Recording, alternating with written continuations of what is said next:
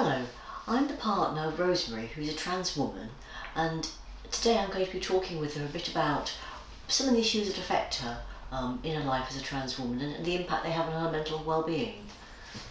First of all, I asked Rose to introduce herself. Well, hello, my name's Rose, and I'm married with two grown-up children, and I pretty much live full-time as a woman now, having started my transition journey around about 2014. And you've been living full-time now as a woman for a couple of years after that, yes? About 2016 I started transition at work, and in September 2016 I went into the classroom as Rose for the first time. So since being Rose full-time, what sort of things have affected you, do you think? There have been quite a few things, and it has become easier with time. For example, early on, the issue that would really disturb me was misgendering. If someone would call me sir, which did happen, or if I was out and there was an occasion where someone would shout at me in the street. I've been into shops where people have spotted me. One shop, the ladies behind the counter said, "Show us your wiggle, darling." Things like that were quite difficult. But there are other things. I mean, just getting hair right, clothing right, behaviour right, were all part of this and were very difficult at first. What particular situations do you think you find difficult?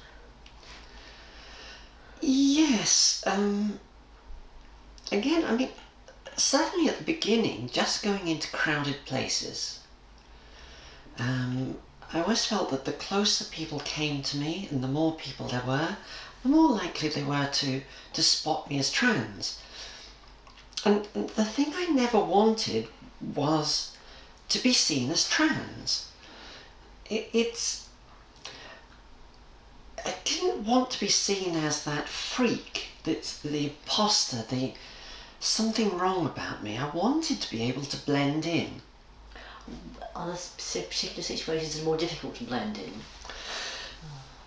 Anytime I have to speak, Right. Voice is a big giveaway, and for a long time I found it almost impossible to think about using a telephone, for example. What makes it difficult about a phone? Well, in a phone call, the other person can't see you. And without the visual clues of behaviour and appearance, you are simply a disembodied voice. And certainly in early phone calls, the person at the other end of the line would call me sir. Now, it's interesting, over time that has become much less common, to the point now when somebody phones the house and I answer, they often think it's you. Are there other situations where you feel more exposed as well, or would be difficult for you to go into because of fear of being found out? I mean, there are some situations I simply would always be incredibly anxious about. There are times when I've been swimming, for example, which is quite a challenge. Swimming costumes are very revealing, and it takes some quite extreme measures to hide a bulge. So swimming has been a problem. Being on a beach in Greece, and having a wonderfully helpful French woman offered to take pictures of us sitting on the beach, I was quite self-conscious. And it's that being self-conscious, thinking, will she see? will I be seen? Will I be found out? Changing rooms. Oh, for goodness sake, I was in the village pantomime, sharing the women's chorus changing room. The challenge of that was huge, the anxiety of being in that position.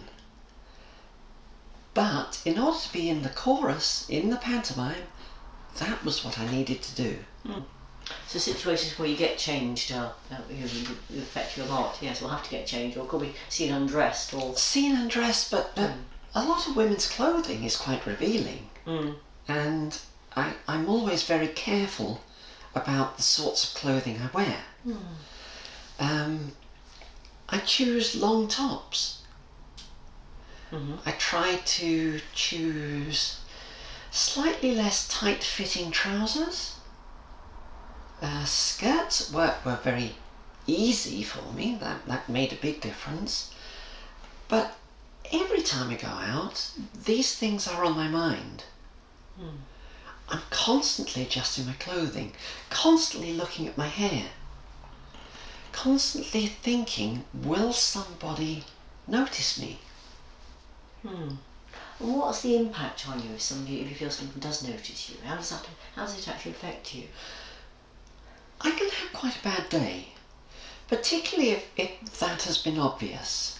I mean, at first I would see people, particularly women, staring at me in the street. It took me a while to realise that women do look straight at other women.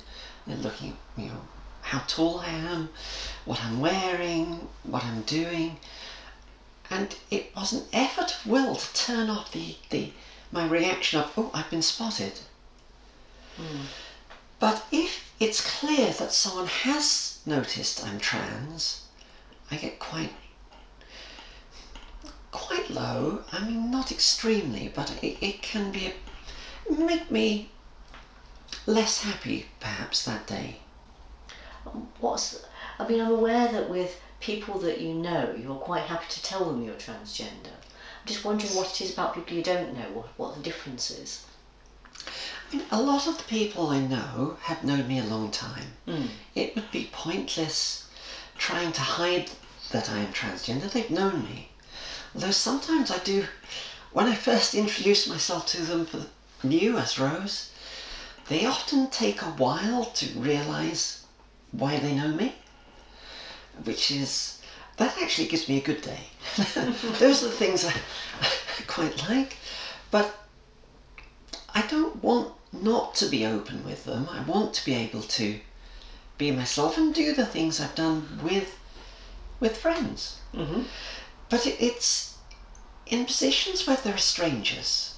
That's more of a challenge. Right. I don't really want them seeing me as wrong,